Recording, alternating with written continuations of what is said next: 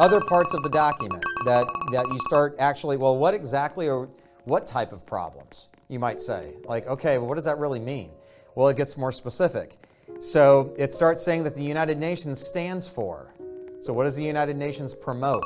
What are we looking to do for the world?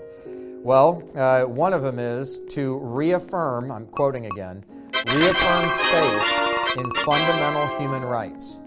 Fundamental human rights are you have the right to not have a government or a group basically rule your life.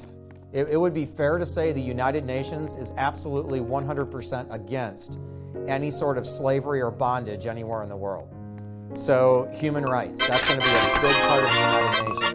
Today, if the United Nations thinks a country is violating human rights of people, then the United Nations can do things. I'll tell you what they can do in a second. So another thing, like what's the United Nations for? Well, okay, this one's a little bit longer of a quote, but, quote, to establish conditions under which justice and respect for the obligations arising from treaties and other sources of international law can be maintained. Justice and respect for treaties and international law. So if you have a rogue country that's going out on its own, it's starting to pick on other countries, well then the United Nations has a right to basically institute justice. What you're doing is wrong, and you will have respect for other nations.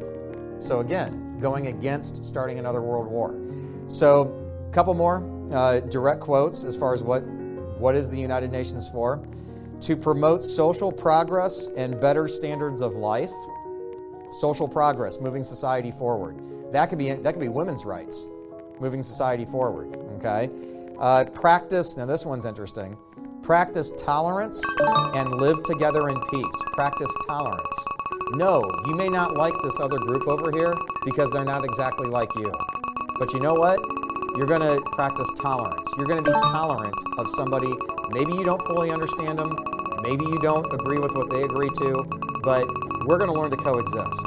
There's even a group in today's world called Coexist that works with the United Nations, that everybody needs to coexist.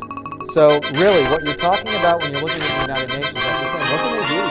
If you're a country that goes against some of this, what can they do? One of the first things that the United Nations will do is called sanction. A sanction is the world is going to agree not to trade with you. And we're going to hurt you in your wallet. We're going to hurt you financially until you do or stop doing what we want you to do. And so first thing, usually the UN countries will say, yes, we agree. We are not trading with whatever country's causing the problem.